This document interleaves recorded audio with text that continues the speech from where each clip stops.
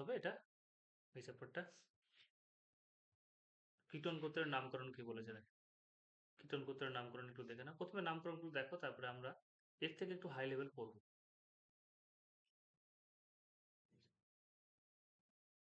কি বলেছে কীটন গোত্রের নামকরণে? যে কীটন গোত্রের অন্তর্ভুক্ত সব যৌগের মধ্যে এই মূলকটা থাকবে, CO, ঠিক আছে? কার্বন এবং অক্সিজেন নিয়ে তৈরি, এদিকে দুটো বন্ধন আর অক্সিজেনের সাথে ডবল বন্ধন। মূল মূল হাইড্রোকার্বন শৃঙ্খলের নামের পর মূল হাইড্রোকার্বন শৃঙ্খলের নামের পর এটা থাকবে। এই মূলকটিকে যথাযথ সংখ্যা সহ ওন শব্দ দ্বারা আমরা প্রকাশ করব। প্রকাশ করে কীটনের নামকরণ করে, যেমন এখানে দেখলে একটা বুঝতে পারবে। CH3 CH3 এরকম ভাবে লেখা আছে, এটা নামকরণ যদি করা যায় তাহলে কিভাবে নামকরণ করবে? দেখো তুমি যে দিক থেকে 1 নম্বর 2 নম্বর দাও না কেন, মিডিলে ওটা আসবে, তাই না? এটা এই যে দুটো ইউজ করছি না, এই দিক থেকে যদি আমি নামকরণ করি, এই দিক থেকে যদি নামকরণ করি তাহলে 1 2 3, আবার এই দিক থেকেও যদি করি তাহলে 1 2 3 হচ্ছে, তাই না? তাহলে যেদিক থেকে করতে পারো, অসুবিধা নেই। 2 নম্বরের কার্বনটাই হচ্ছে কি তোমার কীটমূলক আছে এখানে। 3টে কার্বন থাকার জন্য কি দিব? নাম কি আসবে? মিথিল প্রোপ সিঙ্গেল বন্ধন। দেখো কার্বন কার্বন তো সিঙ্গেল বন্ধন আছে, তাই না? তাহলে কি আসবে? ওন, নাকি সরি ভুলে গেলাম, ইন এন,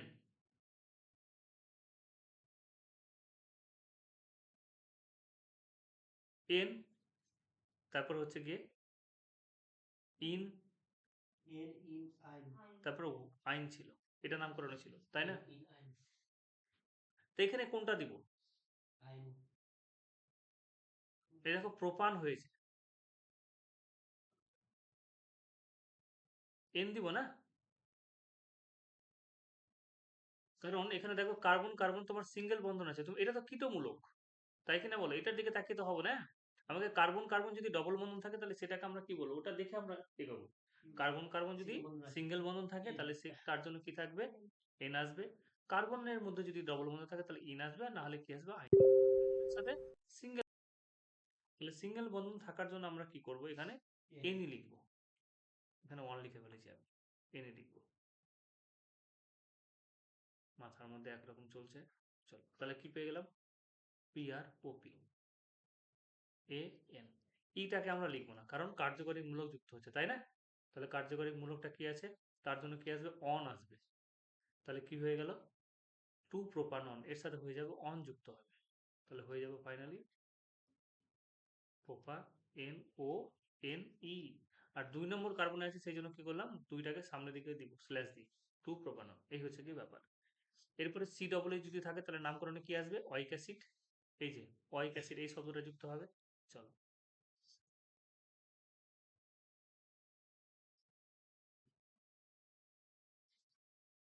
চ্যাম্পিয়ন্স,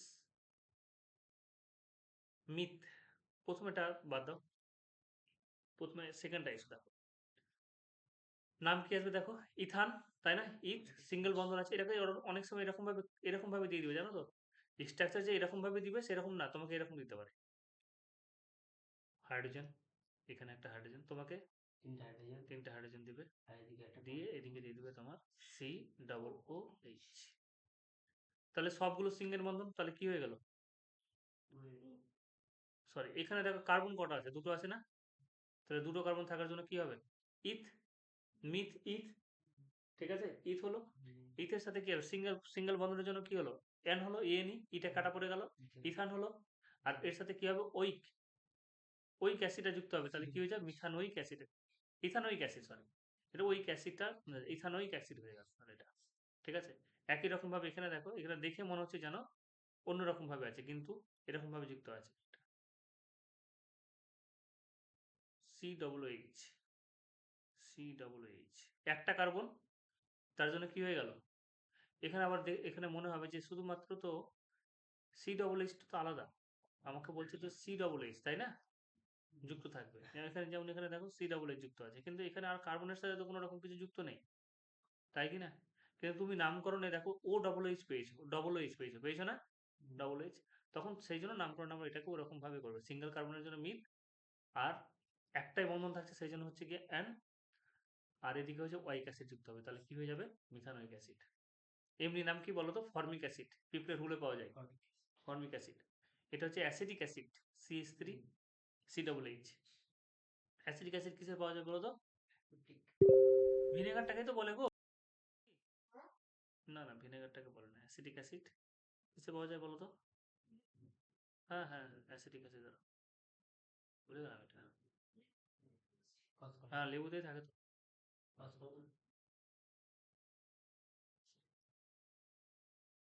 ছাত্রদের এই দেখো, আপেলে পাওয়া যাচ্ছে, আঙ্গুরে, আনারসে, স্ট্রবেরি, এগুলোতে কমলাতে কিন্তু অ্যাসিটিক অ্যাসিড। চ্যাম্পিয়ন্স। এরপরে কি আছে? তিনটে কার্বন, যেদিকে তোমার কার্যকরী মূল্য যুক্ত হবে সেদিক থেকে কার্বনের নাম্বারিং শুরু হবে, ঠিক আছে? 1 নম্বর, 2 নম্বর, 3 নম্বর। চ্যাম্পিয়ন্স। 1 2 3। তিনটে কার্বনের জন্য প্রোপেন, সিঙ্গেল বন্ধন হবে এটাও, তোমাকে এরকম ভাবে দিতে পারে স্ট্রাকচার। চ্যাম্পিয়ন। দেখিয়ে দিবে সি হাইড্রোজেন, এদিকে একটা হাইড্রোজেন, ঠিক আছে? দেখে আবার ঘাবড়ে যাও না। COOH, এটা তো আরো সুবিধা হয়ে গেল, তাই না? কার্বন, তিনটে কার্বন, তাহলে প্রোপ, সিঙ্গেল বন্ধন এন, প্রোপেন, আর ওয়াইক অ্যাসিড যুক্ত হয়ে গেল, তাহলে প্রোপানোইক অ্যাসিড। Got it? এবার এটা মোটামুটি করে আমাদের নামকরণ হয়ে গেল। এই নামকরণের বাইরে আর দেয় না তোমাদের, 90% এখান থেকে আসবে, কিছু এক্সট্রা আমরা করে নিই। মিথুনের ব্যবহার কি বলেছে দেখো, এগুলো ব্যবহারগুলো তোমরা পড়তে পারবে, তাই না? ব্যবহারগুলো এগুলো পড়ে নিবে, কোনটা ইউজ হচ্ছে, অনেক সময় বিভিন্ন জায়গায় ইউজ করে দেখো, তো একটু পড়ি। যে জৈব যৌগের গঠন কাঠামোতে একটা সরলতম রূপ হচ্ছে মিথেন, ভূগর্ভস্থ তেলকূপ ও পেট্রোলিয়াম থেকে পাচনের সময় এই গ্যাস, এই যে প্রাকৃতিক গ্যাস পাওয়া যায় তার প্রধান উপাদান হচ্ছে মিথেন, 70 থেকে 90%। ভূগর্ভস্থ তৈলকূপ বা পেট্রোলিয়াম থেকে পাতনের সময় যে প্রাকৃতিক গ্যাস পাওয়া যায়, প্রাকৃতিক গ্যাসের মধ্যে 70 থেকে 90% তোমার মিথেন থাকে। কয়লার একটা পদ্ধতি অন্তর্ধূম পাতনে উৎপন্ন করলে এই গ্যাসে মিথেনের পরিমাণ 30 থেকে 35 থেকে 40% থাকে। বায়োগ্যাসে তো থাকেই, গোবর গ্যাস যেটা বলছে। ব্যবহার কি? মিথেন গ্যাস তাপ উৎপাদক জ্বালানি রূপে ব্যবহার করা হয়। এর তাপন মূল্য হচ্ছে, দেখো কি বলেছে, 1001 BTU পার ফিট কিউ লেখা আছে, নতুন একটা একক বলেছে এখানে, এর আগের বই হয়তো ছিল না। 1100, হ্যাঁ 1011। তাহলে এখান থেকে আমরা জ্বালানি হিসাবে এটাকে ব্যবহার করতে পারি। হাইড্রোজেন গ্যাসের পণ্য উৎপাদনে এবং কার্বন ব্ল্যাক প্রস্তুত করতে ব্যবহার করা হয়। কার্বন ব্ল্যাক ছাপার কালি, এক ধরনের কালি। তারপরে টাইপরাইটারের ফিতা, জুতোর কালি, টায়ার, এই সমস্ত জায়গায় ব্যবহার হচ্ছে। 1000 ডিগ্রি সেন্টিগ্রেড তাপমাত্রায় মিথেনকে উত্তপ্ত করলে অথবা কম পরিমাণ বায়ুতে মিথেনের অসম্পূর্ণ দহন করলে কার্বন ব্ল্যাক উৎপন্ন হয়। তাহলে তোমাকে বলতে পারো কার্বন ব্ল্যাক আমরা কিভাবে উৎপন্ন করতে পারো, তার একটা প্রসিডিউর এখানে বলা আছে। যে মিথেন থেকে কয়েকটি রাসায়নিক দ্রব্য উৎপন্ন করে, যেমন মিথানল, ঠিক আছে, CH3OH, methyl chloride, CH3Cl, formaldehyde, HCHO, এগুলো উৎপন্ন করা হয় এবং কাজ আছে এগুলো। চ্যাম্পিয়ন্স। এরপরে কি বলেছি? ইথিলিন।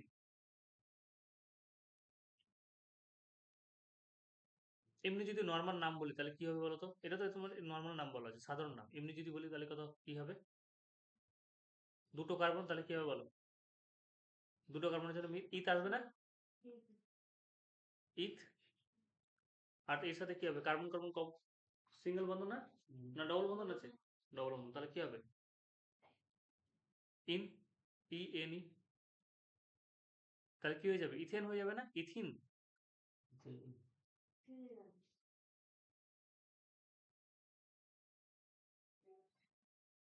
N, in.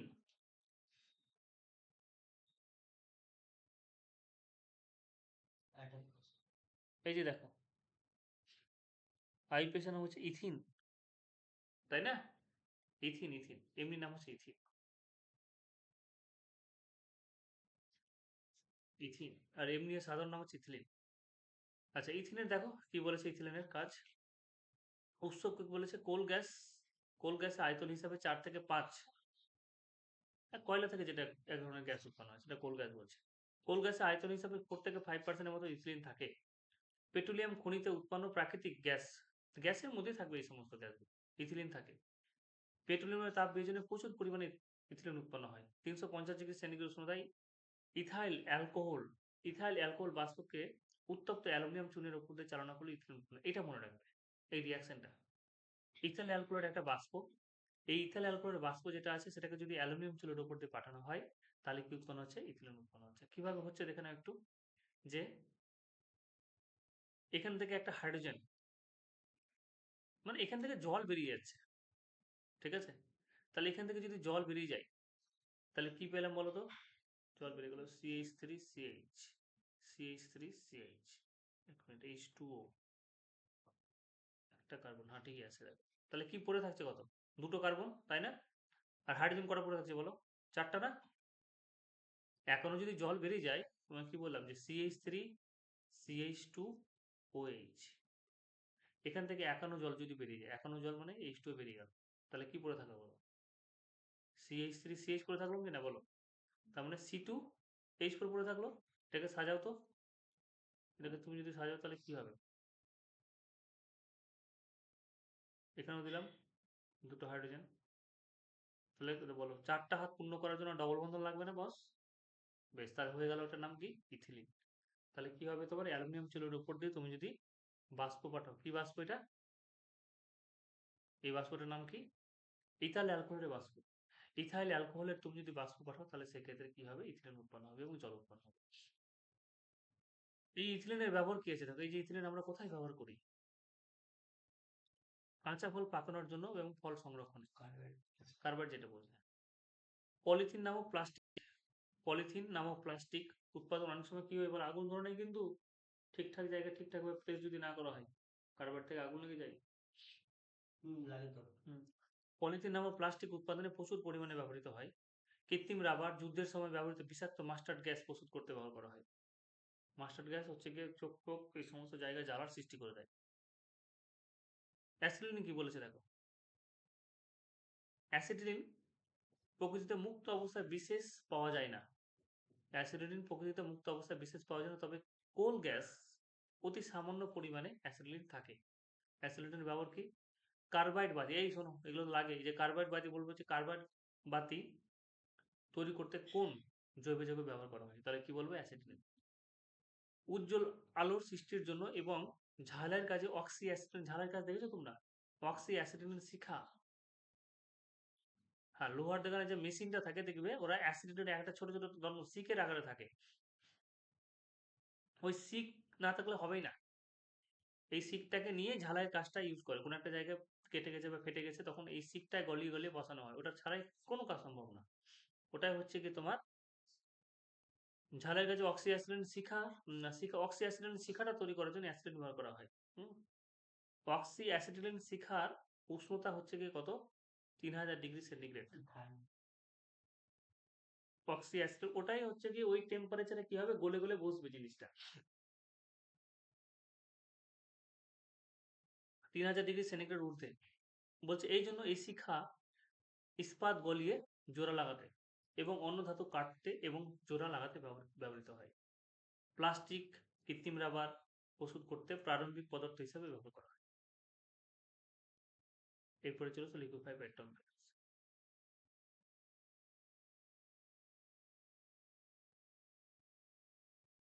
আজ থেকে দেখবে কিছুদিন পরে, প্রায় 8-10 বছর পরে, আস্তে আস্তে দেখবে সব জায়গায় তোমার এই চলে আসবে,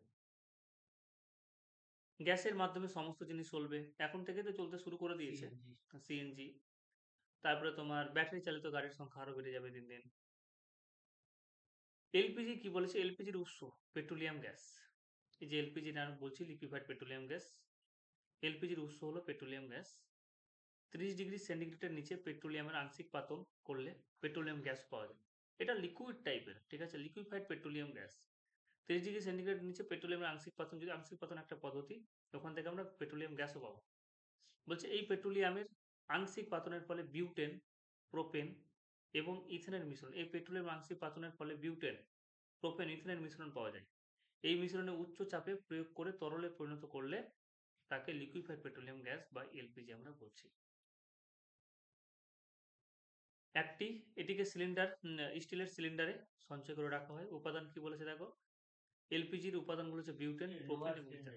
হ্যাঁ, স্টিলের, লোহার সিলিন্ডার, স্টিলের সিলিন্ডার বলেছে, ওটাকে লোহা বলছে আর কি।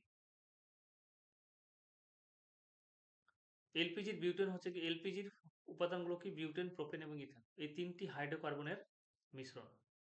তবে প্রধান উপাদান কি? বিউটান। তোমাকে বলবে যে এলপিজির প্রধান উপাদানের নাম কি, ঠিক আছে, বিউটান। কিন্তু এলপিজির মধ্যে কি কি থাকে, এবং ইথেন থাকে, ঠিক আছে। একটা প্রসিডিওরে গ্যাসে পরিণত করে একটা সিলিন্ডারের মধ্যে স্টোর করে রাখা হয়। আচ্ছা, প্রোপেন এবং ইথেনের পরিমাণ কম থাকে, সেই জন্য প্রধান উপাদান হচ্ছে বিউটান। ব্যবহার কি, এবং ওর সাথে জানো তো এক্সট্রা করে একটা পদার্থ মেশানো হয়। ওই গ্যাসের কিন্তু কোনো রকম গন্ধ নেই, কিন্তু এক্সট্রা করে একটা জিনিস মেশানো হয় যেটার কিন্তু গন্ধ আছে, নাহলে তুমি বুঝতে পারবে না। এটি গ্রিসফুলের রান্নার কাজে জ্বালানি, কি বলেছে, গ্রিসফুলের রান্নার কাজে জ্বালানি হিসেবে ব্যবহার করা হয়। আমরা বাড়িতে রান্নার জন্য যে ইন্ডিয়ান এইচপি ভারত গ্যাস ব্যবহার করি তার সবই হচ্ছে এলপিজি।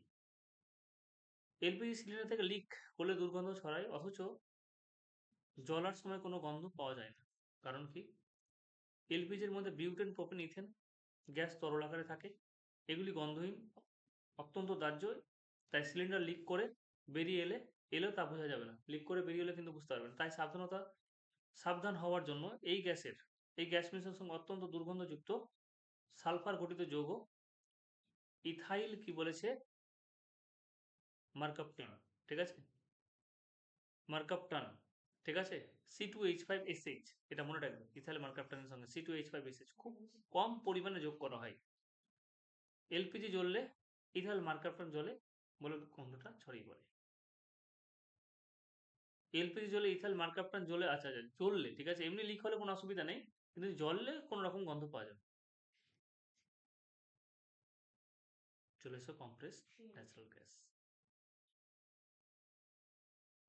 সিএনজি এর উৎস হচ্ছে প্রাকৃতিক গ্যাস, কম্প্রেসড ন্যাচারাল গ্যাস, এইগুলো মনে রাখবে নামগুলো। পেট্রোলিয়াম খনিতে দেখো সব প্রায় কি হচ্ছে, ওই পেট্রোলিয়াম খনি থেকেই আসছে, তাই না। পেট্রোলিয়াম খনিতে একটা খনি থেকে এই যে আমরা যা সংগ্রহ করি না, ওর মধ্যে ওখান থেকে সমস্ত জিনিস পেয়ে যায়। তোমাদের ক্লাস 10-এর পড়াচ্ছিলাম একটা চ্যাপ্টারে মনে হচ্ছে, ওখানে লিখছিলাম কেরোসিন তেল থেকে শুরু করে পিচ বলছি তোমাদের, এই যে গ্রিজ গুলো হয় না, গ্রিজ গুলো ব্ল্যাক কালারের দেখবে দোকানে ইউজ করে না গো, হ্যাঁ, কি কয়লা বাদ দিয়ে তুমি সমস্ত জিনিস পেয়ে যাচ্ছ ওখানে। পেট্রোলিয়াম খনিতে ডিজেল, পেট্রোল, তারপরে এই সমস্ত সিএনজি গ্যাস, এলপিজি গ্যাস সব পেয়ে যাচ্ছ। পেট্রোলিয়াম খনিতে তেলের সঙ্গে দাহ্য গ্যাস সঞ্চিত থাকে।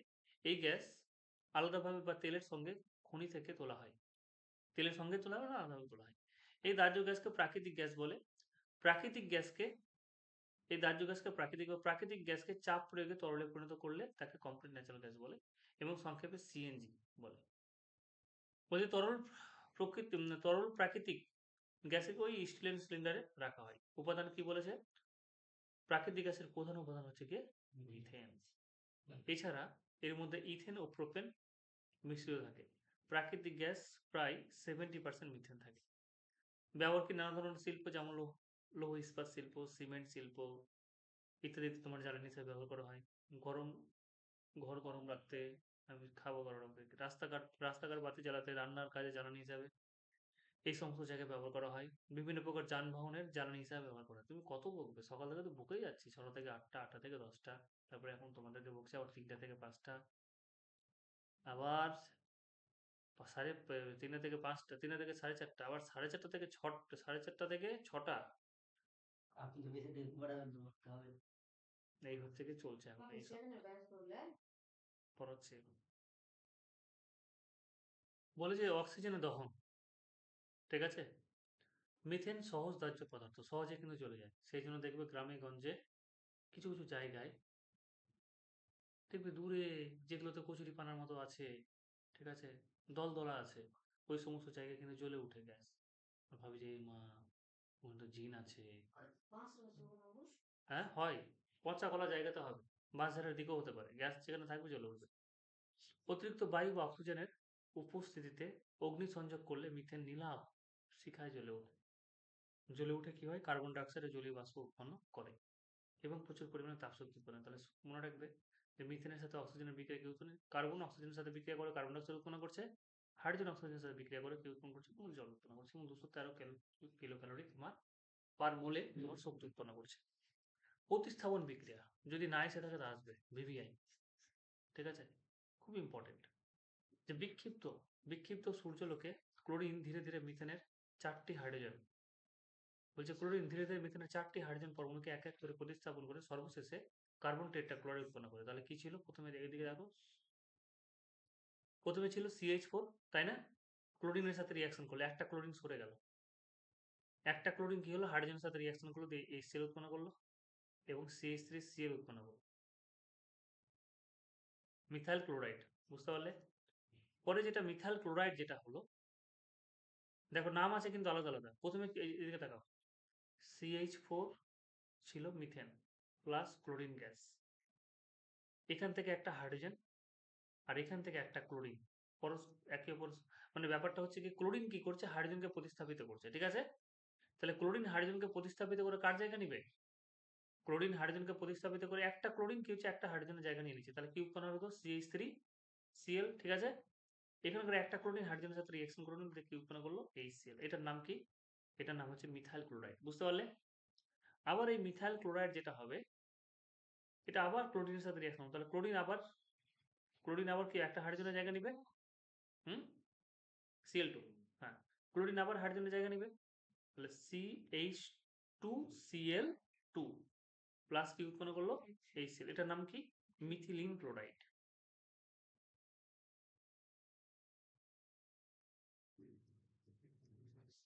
তাহলে পরেরটাই দেখো, আবার সেই একই জিনিস হবে। আবার কি হবে বলো, এখান থেকে আবার একটা ক্লোরিন প্রতিস্থাপিত হলো, হাইড্রোজেন প্রতিস্থাপিত হলো, তো একটা হাইড্রোজেন থাকলো, দিয়ে একটা ক্লোরিন এলো, তাহলে CH Cl3, এটা হচ্ছে ক্লোরোফর্ম। আর শেষে কি উৎপন্ন হলো, আবার এই যে ক্লোরিনটা এখানে চলে এলো, তাহলে Cl পরে একটা হাইড্রোজেন অপসারিত হলো, এই একটা হাইড্রোজেনের সাথে ক্লোরিন রিঅ্যাকশন করে CCl পরে এবং HCl, প্রতি ক্ষেত্রে HCl উৎপন্ন করছে, তাহলে লাস্ট পর্যন্ত কি আসছে? Carbon tetra chloride. এই হচ্ছে কি ব্যাপার। হ্যাঁ বলো, হ্যাঁ, এটা হচ্ছে ক্লোরোফর্ম, সেটার মাধ্যমে কি করা যায়, সেন্সলেস করা যায়। ইথিলিনের রাসায়নিক ধর্ম কি বলেছে দেখো, ইথিলিনের জুতো বিক্রিয়া, জুতো বলতে সেই জুতো না, ঠিক আছে? দ্বিবন্ধন থাকার জন্য ইথিলিন অণু অবস্থা সহজ ও সুস্থিত হয় না। দ্বিবন্ধন, ঠিক আছে, সুস্থিত হয় না, সহজ হয় না, সহজ ও সুস্থিত হয় না। সহজে দ্বিবন্ধন খুলে সম্পৃক্ত যৌগ গঠন করে, ইথিলিন জুতো বিক্রিয়া দেখায়। তাহলে জুতো বিক্রিয়াটা কি বলেছে, যে বিক্রিয়ায় কোনো অসম্পৃক্ত যৌগের হাইড্রোকার্বন, সম্পৃক্ত বলেছিলাম কার্বন কার্বন সিঙ্গেল বন্ধন, অসম্পৃক্ত কি হয়ে যাবে, কার্বন কার্বন ডাবল বন্ধন বা ট্রিপল বন্ধন, তাই না? যে বিক্রিয়ায় কোনো অসম্পৃক্ত যৌগের অণুর সঙ্গে কোনো পরমাণু বা মূলক সরাসরি যুক্ত হয়, অণুটির কোনো অংশই পৃথক হয় না, সেই বিক্রিয়াকে জুতো বিক্রিয়া, এবং বিক্রিয়ায় উৎপন্ন পদার্থকে জুতো যৌগ বলে। যেমন হাইড্রোজেনের সাথে রিয়াকশন দেখো কি বলেছে, পুরোটাই জুড়ে যাবে, ঠিক আছে? পুরোটাই জুড়ে যাবে মানে দেখো, এটা হচ্ছে ইথিলিন, এদিকে তাকাও একটু, CH2 এর সাথে হাইড্রোজেনটা পুরোটাই জুড়ে যাবে। তাহলে কি হলে, একটা বন্ধন ভাঙবে এবং বন্ধন ভেঙে কি হবে, CH3 বলে ইথেন উৎপন্ন করছে। বোঝা গেল ব্যাপারটা? চ্যাম্পিয়ন্স, বেশ। তাহলে এটা হচ্ছে জুতো বিক্রিয়া। যেমন ব্রোমিনের সঙ্গে বিক্রিয়া হচ্ছে জুতো বিক্রিয়া, কিছুই না। দেখে নাও, ব্রোমিনটা এই যে একটা বন্ধন ভাঙবে, এখানে ডবল দিয়ে দিয়েছে, ব্রোমিনটা কি হবে, এই যে একটা বন্ধনকে ভাঙবে, ভেঙে একবার এখানে একটা ব্রোমিন এন্ট্রি নেবে, নিল, আর এখানে একটা ব্রোমিন এন্ট্রি নিল। এটা হচ্ছে ইথিলিন ডাইব্রোমাইড, দুটো ব্রোমিন আছে, সেই জন্য নাম কি, ইথিলিন ডাইব্রোমাইড। নামগুলো কিন্তু মনে রাখতে হবে, এই নামগুলো কিন্তু আসে পরীক্ষাতে, ঠিক আছে চ্যাম্পিয়ন্স? দেখে নিবে একটু। তাহলে আমরা দুটো জুতো বিক্রিয়া কিন্তু উদাহরণ করলাম, একটা হচ্ছে হাইড্রোজেনের সঙ্গে বিক্রিয়া, আর একটা হচ্ছে ব্রোমিনের সাথে বিক্রিয়া, ঠিক আছে চ্যাম্পিয়ন্স? বুঝতে পারলে? এই তুমি রিয়াকশন গুলো দেখে নিও, রিয়াকশন গুলোর নাম সহ দেখে নিও। এবার বলেছে ইথিলিনের পলিমারাইজেশন। হুম, ইথিলিনের পলিমারাইজেশন, যেখান থেকে আমরা পলিথিন তৈরি করব। আচ্ছা, এবার কি বলেছে, ইথিলিনের পলিমারাইজেশন যেটা বললাম, প্রথমে আগে রিয়াকশনটা দেখো। এটা একটা চেন আছে, এন সংখ্যক ইথিলিন আছে, চেন মানে এটা পরপর পরপর যুক্ত হয়ে আছে, ঠিক আছে, এন সংখ্যক ইথিলিন, অনেকগুলো নেওয়া হয়েছে। কি বলেছে, ইথিলিনকে উচ্চ চাপে 100 থেকে 200 ATM অ্যাটমসফিক চাপে তরল করে পারক্সাইড অক্সিজেন বা ক্রোমিয়াম অক্সাইড অনুঘটকের উপস্থিতিতে 150 থেকে 200 ডিগ্রি সেন্টিগ্রেড তাপমাত্রায় উত্তপ্ত করলে বহু সংখ্যক ইথিলিন, অনেকগুলো ইথিলিন এরকম কি হবে পরপর যুক্ত হয়ে যাবে, পরস্পর যুক্ত হয়ে ইথিলিন বা পলিইথিলিন বা পলিথিন নামক সাদা কঠিন পদার্থ উৎপন্ন করে। তাহলে কি অনুঘটক বললো? সেটা হচ্ছে chromium oxide, Cr2O3, chromium oxide অনুঘটকের উপস্থিতিতে কত বলেছে চাপ 1500 থেকে 2000 এটিএম চাপে এবং 150 ডিগ্রি সেন্টিগ্রেড উষ্ণতা পরপর এরকম ভাবে ইথিলিন গুলো পরপর যুক্ত হবে, CH2 bond CH2 bond CH2 এরকম ভাবে পরপর যুক্ত হতে থাকবে। ঠিক আছে। পলি পলি মানে হচ্ছে ম্যানি, যেরকম বলে না পলিগ্যামি, পলিগ্যামি যে অনেকগুলো বিয়ে করে, ঠিক আছে, তাকে বলে পলিগ্যামি। আচ্ছা, এরপরে কি বলেছে দেখেন। আচ্ছা, পলিথিন এক ধরনের প্লাস্টিক জাতীয় পদার্থ। শোনো, পলিথিন হচ্ছে প্লাস্টিক জাতীয় পদার্থ। এটি তড়িৎ অপরিবাহী বলে ইনসুলেটর হিসাবে ব্যবহার করা হয়। এছাড়া পলিথিন দিয়ে বোতল, পাতলা চাদর চাদর নল ইত্যাদি তোমার তৈরি করা হয়। ঠিক আছে। পলিথিন, তাহলে পলিথিন হচ্ছে ইথিলিনের একটি পলিমার। এই যে পলিথিন আমরা তৈরি করলাম সেটা হচ্ছে ইথিলিনের পলিমার, ইথিলিনের পলিমার পলিথিন। ঠিক আছে। একটা মনোমার হয়, একটা পলিমার হয়। পলিথিন তৈরি করলাম কোথা থেকে? ইথিলিন থেকে। তাহলে পলিথিন কি হয়ে যাবে? ইথিলিনের পলিমার। আর ইথিলিনটা কি? মনোমার। যেখান থেকে তৈরি হচ্ছে সেটা হচ্ছে মা। ঠিক আছে। আর যে তৈরি হয়ে গেল সেটা হচ্ছে গিয়ে পলিমার। এটা পরে পড়বো, দেখো দেওয়া আছে যে পলিথিনের আণবিক ভর হচ্ছে ইথিলিনের চেয়ে অনেক বেশি হওয়ায় তাদের অণুগুলির মধ্যে সংযুক্তিজনিত বল বেশি। অ্যাসিটিলিনের রাসায়নিক ধর্ম কি বলেছে? প্রথমে দেখো জুতো বিক্রিয়া বলেছে, অ্যাসিডিনও এরকম জুতো বিক্রিয়া করে। ঠিক আছে। নিকেন, প্লাটিনাম, প্যালাডিয়াম অনুঘটকের উপস্থিতিতে অ্যাসিডিনের কি হচ্ছে প্রথমে এক অণু হাইড্রোজেন এর সঙ্গে যুক্ত হয়ে ইথিলিন উৎপন্ন করে। তাহলে খুব সুন্দর জিনিস বলে তোমাকে একটা বলবে যে এমন একটি জুতো বিক্রিয়া, এমন একটি বিক্রিয়ার নাম বলো যে বিক্রিয়ায় অ্যাসিডিন থেকে ইথিলিন উৎপন্ন হয়, বা অ্যাসিডিনের জুতো বিক্রিয়াটি দেখো, একবার ডিরেক্ট এটা কোশ্চেন এরকম দিয়ে দিবে। তাহলে অ্যাসিডিলিন কি হচ্ছে প্রথমে একটি অণু ভেঙে অ্যাসিডিলিনের প্রথমে এক অণু হাইড্রোজেনের সঙ্গে যুক্ত হয়ে ইথিলিন উৎপন্ন করে।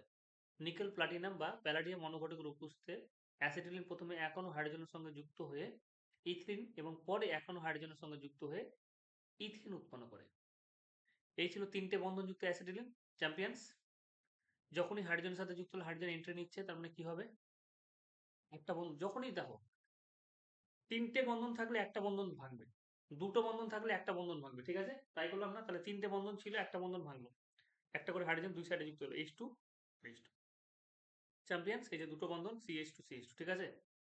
তোমাকে এরকমও লিখতে পারে পরীক্ষাতে C2H2, এরকমও বলতে পারে। তাহলে C2H2 যদি থাকে তাহলে আমরা কি করবো? এর মধ্যে অলরেডি কি আছে? তিনটে বন্ধন আছে, বন্ধনটা যে ভাঙছে সেটা দেখানোর জন্য এরকম ভাবে লেখা। চ্যাম্পিয়ন, বুঝতে পেরেছো তো? এখান থেকে তাহলে কি উৎপন্ন হলো বলো তো?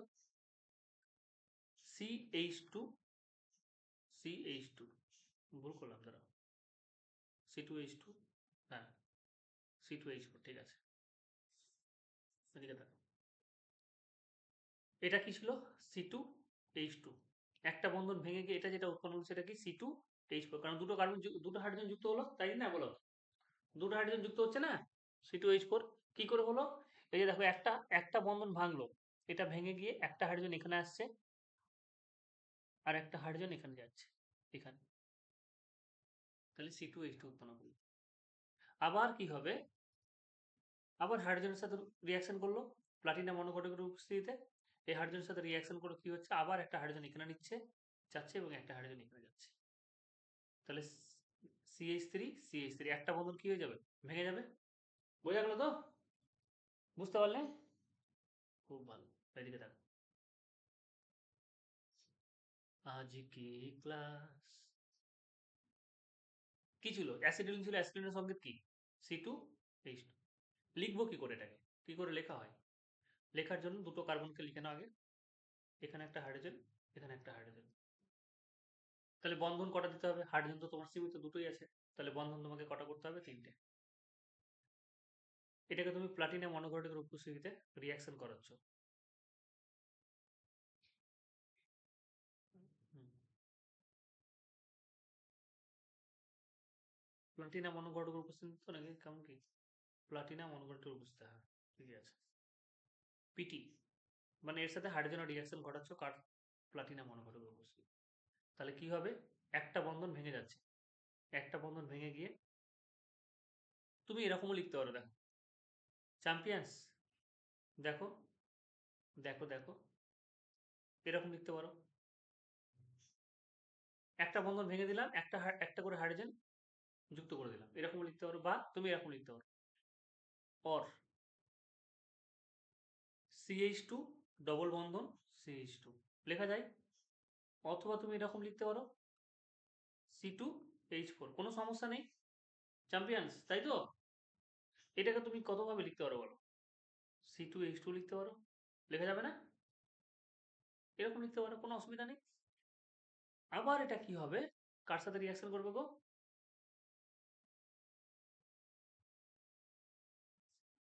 হাইড্রোজেনের সাথে রিয়াকশন করবে আবার হাইড্রোজেনের সাথে রিয়াকশন করছে তো এই হাইড্রোজেনের সাথে রিয়াকশন করলে আবার একটা করে বন্ধন ভেঙে গেল এবং বন্ধন ভেঙে গিয়ে প্লাটিনাম অনুঘটকের উপস্থিতি ঠিক আছে যে কি উৎপন্ন হয় বলো এই দেখো এইচ এইচ আর একটা হাইড্রোজেন এলো চ্যাম্পিয়ন্স একটা বন্ধন ভেঙে গেল এইচ এইচ এইচ তাহলে এটার নাম কি C2H6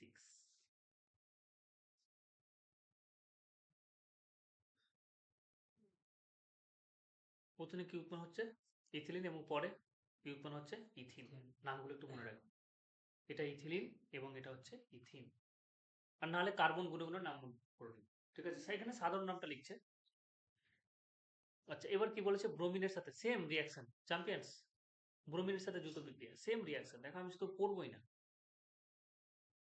ডাইব্রোমো ইথিলিন উৎপন্ন হচ্ছে এটা দারুণ একটা রিয়াকশন ভেরি ভেরি ইম্পর্টেন্ট ঠিক আছে যে তোমাকে বলবে যে ইথিলিনের এই অ্যাসিটিলিনের সঙ্গে ব্রোমিনের রিয়াকশনটি লেখো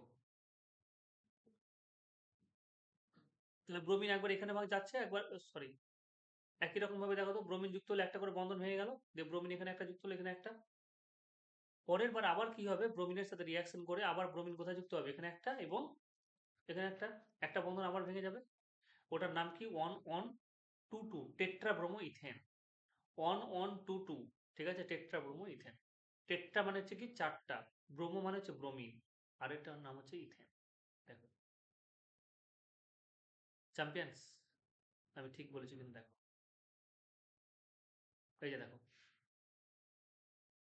চ্যাম্পিয়ন্স দেখতে পেয়েছো তোমরা স্ট্রাকচারটা তাহলে এগুলো কিন্তু একটু বাড়িতে লিখে লিখে প্র্যাকটিস করবে ঠিক আছে যত লিখবে তত মনে থাকবে রিয়াকশন যেখানে আছে মানে তোমাকে সেখানে পেন চালাতে হবে তুমি ডিরেক্ট মুখস্থ রাখতে পারবে না অসম্ভব তোমাকে 8 বার 10 বার এই জিনিসগুলো লিখতে হবে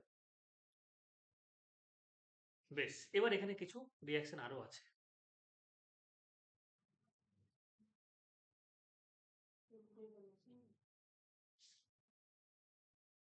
তিনটে পেজ আছে আজকে পড়ে শেষ করে দেবো বুঝলে টাইম লাগুক চলো তাড়াতাড়ি করে এই পেজটা একটু পড়ে নিই আরো কয়েকটি সংশ্লিষ্ট জৈব পলিমার আছে ঠিক আছে জীবকুল থেকে এসছে এগুলো বলছে অনেকগুলি ছোট অণুর বহুবার রাসায়নিক সংযোগের ফলে দীর্ঘ শৃঙ্খলযুক্ত বৃহদাকার অণুকে পলিমার বলে বুঝতে পারলে তো অনেকগুলি পরপর চেনের মাধ্যমে যখন যুক্ত হয়ে যাচ্ছে তখন সেটাকে আমরা পলিমার বলছি পলিমার দুই ধরনের একটা হচ্ছে প্রাকৃতিক পলিমার একটা সংশ্লিষ্ট ম্যানমেড পলিমার একটা হয় একটা প্রাকৃতিক প্রকৃতি থেকে আমরা পলিমার তৈরি করতে প্রাকৃতিক জিনিস থেকে প্রাকৃতিক পলিমার কি বলেছে দেখো যেমন প্রাকৃতিক উদ্ভিদ বা প্রাণী থেকে যে পলিমারগুলি পাওয়া যায় তাদের প্রাকৃতিক পলিমার তার মধ্যে কি আছে প্রাকৃতিক রাবার আছে সেলুলোজ আছে স্টার্চ আছে ভাতের ফ্যান যেটা বলছো না ওটাকে স্টার্চ বলে প্রোটিন নিউক্লিক অ্যাসিড ওই টাইপেরই সব ঠিক আছে ওই টাইপেরই প্রোটিন নিউক্লিক অ্যাসিড এগুলো সব হচ্ছে গিয়ে তোমার প্রাকৃতিক পলিমার সংশ্লেষিত পলিমার মানে কি যেগুলো রাসায়নিক এগুলো হচ্ছে তোমার এই যে রাবার যে তৈরি হচ্ছে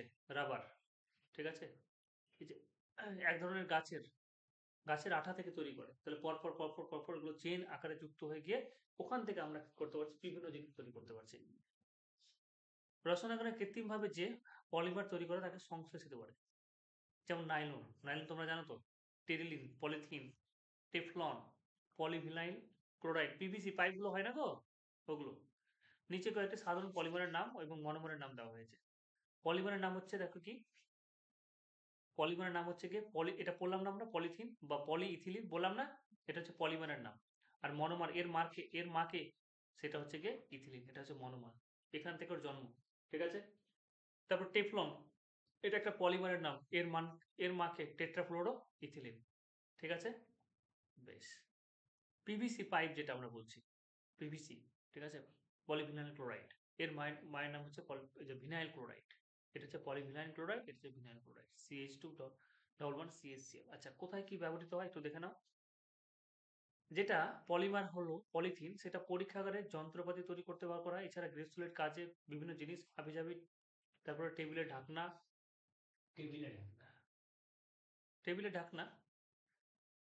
যাই হোক, ঢাকনা বলতে কি উপরে যেটা একটা ডাইনিং পেপার যেটা উপরে দেওয়া হয়, খেলনা প্রভৃতি প্রস্তুতিতে ব্যবহার করা হয়, তাই না, একটা পিসের মতো প্লাস্টিকের জাতীয় জিনিস। এছাড়া খাদ্যদ্রব্য, সিমেন্ট সংরক্ষণের বস্তা, বৈদ্যুতিক তার, মানে যতগুলো প্লাস্টিক তুমি দেখতে পাচ্ছ সব হচ্ছে কি তোমার পলিথিন। হ্যাঁ। টেট্রাফ্লোরোইথিলিন কি বলেছে, রাসায়নিক শিল্পে এবং ফ্রাইং প্যান তৈরি করতে ব্যবহার করে। রাসায়নিক শিল্পে ফ্রাইং প্যান প্রস্তুত করতে তোমার এটা লাগে। হ্যাঁ। আর ভিনাইল ক্লোরাইড কি আছে দেখো, ভিনাইল ক্লোরাইড যেটা আছে, এই সরি পিভিসি যেটা আছে কোথায় দেখো, বর্ষাতি। হ্যাঁ, বর্ষাতিটা আমিও ভুলে গেছি, বর্ষাতিটা কি, সেটা হচ্ছে গিয়ে গাম্বুট, চপ্পল, বিদ্যুতিক তার। বর্ষাতিটা হচ্ছে গিয়ে, দাঁড়াও বর্ষাতিটাকে দেখে নি, বর্ষাতির ব্যাপারটা বলছিল না, রেনকোট ওটা। এত সুন্দর ভাষা লিখেছে। গাম্বুট, চপ্পল, বিদ্যুতিক তারে আচ্ছাদন, বিদ্যুতিক তারের আচ্ছাদন, তারপর হচ্ছে পেট্রোকেমিক্যাল শিল্পে হোস পাইপ জানো তো, জলদার যে পাইপগুলো। এছাড়া রেফ্রিজারেটরের ভেতরের অংশ, মোটর গাড়ির বিশেষ অংশ, এগুলো। জৈব ভঙ্গুর পলিমার দেখো কি বলেছে।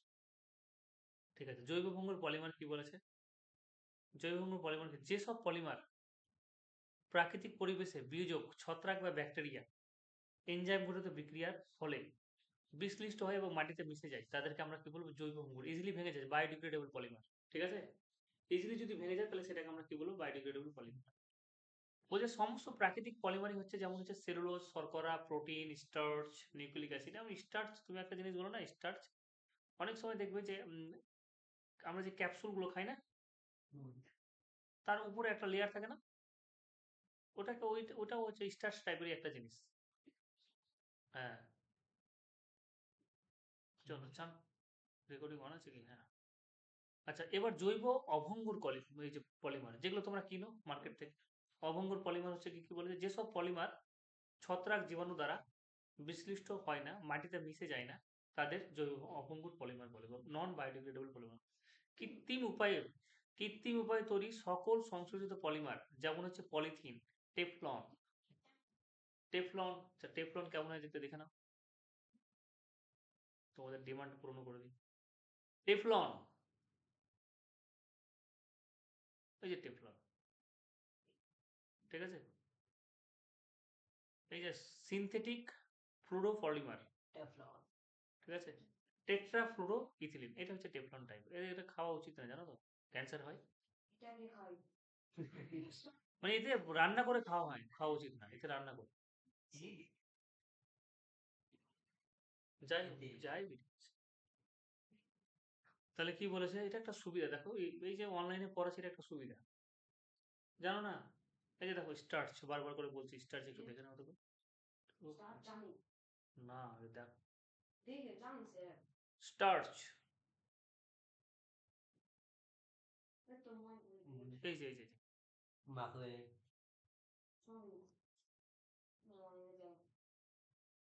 Champions, already all clear. আচ্ছা, কি বলেছে দেখো, জৈব ইয়াস রেকর্ডিং অন আছে তো, পলিমারের ব্যবহারের কি বলছে, ক্ষতিকারক প্রভাব।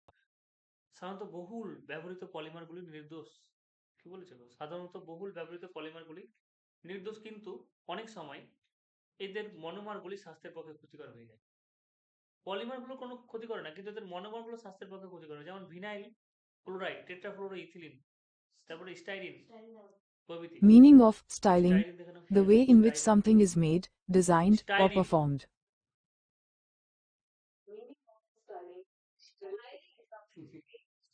স্টাইরিন, থাক পরে দেখে নেবে তোমরা সার্চ করে। চ্যাম্পিয়ন্স দেখে নিব। এগুলো 11 ধরনের মনোমর। নিঃশ্বাসের সঙ্গে ইথিলিন গ্রহণ করলে চেতনা নাশ মানে তো সেন্সলেস হয়ে যাবে। এছাড়া পলিমারগুলি দাহ্য পদার্থ।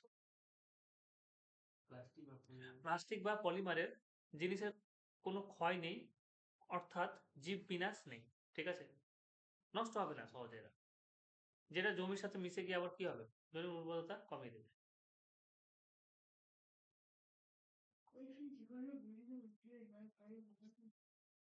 কি বলেছে? একটি জৈব হ্যাঁ, একটি একটি জীবাণুগঠিত বিক্রিয়া যার ফলে কি বললাম এর আগের পেজে কি ছিল গো? আগের পেজটা কি ছিল বলো? হুম, জীব বিনাশ একটি জীবাণুগঠিত বিক্রিয়া যার ফলে পদার্থ প্রকৃতিতে মিশে যায় এবং দ্রুত রাসায়নিক পরিবর্তন ঘটে না। ফলে পলিমার থেকে উৎপাদিত যে মানে এটা হচ্ছে কি তোমার যে সমস্ত এই সমস্ত পদার্থগুলো যেগুলো পলিথিন টাইপের হবে, ঠিক আছে, সেগুলো তোমার সহজে কিন্তু মিশবে না। আর যদি না মিশে তাহলে সেক্ষেত্রে কি হয়ে যাবে, বিভিন্ন রকম যদি জমির উর্বরতা কমিয়ে দিবে, আরো বিভিন্ন রকমের তোমার সমস্যা সৃষ্টি করবে। এগুলো দেখে নিই এখান থেকে, একটু পড়ে নিই, তেমন ইম্পর্টেন্ট না। প্রতিকার কি বলেছে দেখ, তাহলে এগুলো আমাকে ব্যবহার করা বন্ধ করতে হবে। প্লাস্টিকের পরিবর্তে ঠোঙা কাগজের ঠোঙা ব্যবহার করো, মাটির ভাঁড় ব্যবহার করো, পাটের থলে ব্যবহার করো ইত্যাদি যত সম্ভব ব্যবহার করা উচিত।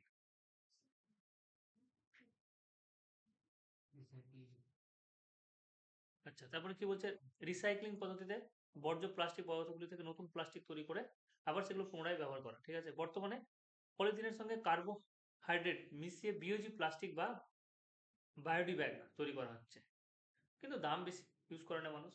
উৎপাদনের চেষ্টা সফল হয়েছে।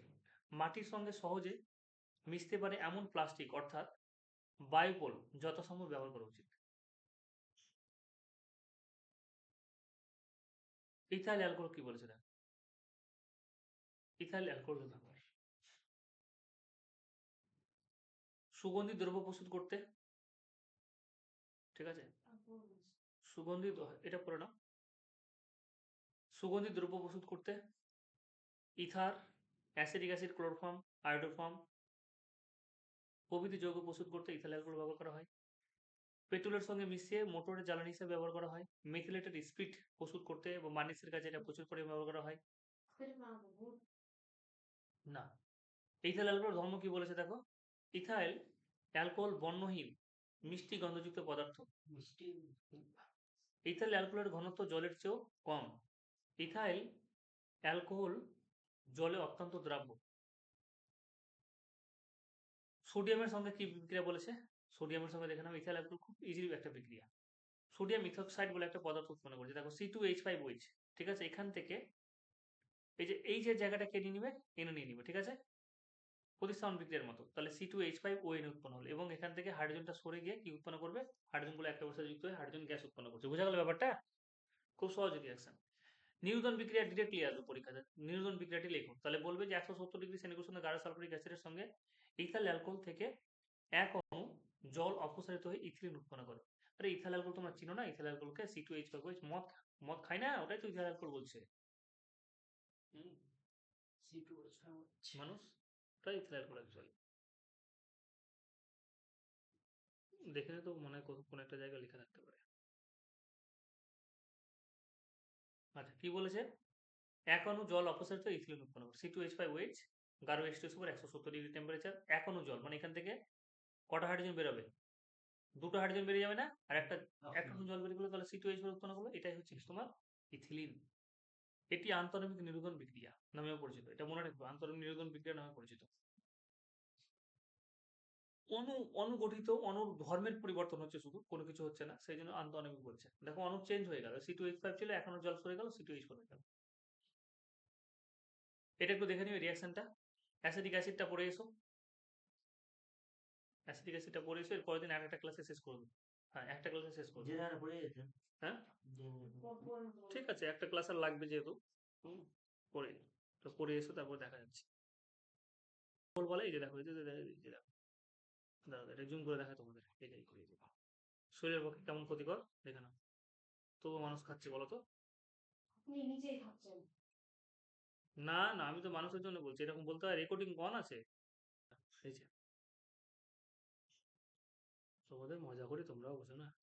এই যে দেখো কি বলেছে ইথানলকে অ্যালকোহল বা মাদক এই যে ethanol sorry CH3CH2H C2H5OH OH হ্যাঁ ওইটাই CH3CH2H ইথানলকে সাধারণ কথায় অ্যালকোহল বা মদ বলে এই যে দেখো অ্যালকোহল বা মদ বলে এটি অল্প মাত্রায় পান করলে শরীরকে উদ্দীপ্ত করে নিয়মিত ইথানল পান করলে আসক্ত জন্মায় এবং মানুষ মাদকাসক্ত হয়ে পড়ে স্বাস্থ্যের ক্ষতি হয় বিভিন্ন রকম হৃৎপিণ্ডের পেশি ক্ষতিগ্রস্ত হয় লিভারের ক্ষতি হয় তো মানুষ আজকাল খায় লিভার কেন বেড়ে স্যার? যায় অতিরিক্ত মদ লিভারের কার্যকারিতা হ্রাস করে মানুষ মারাও যেতে পারে তো খায় কেন স্যার?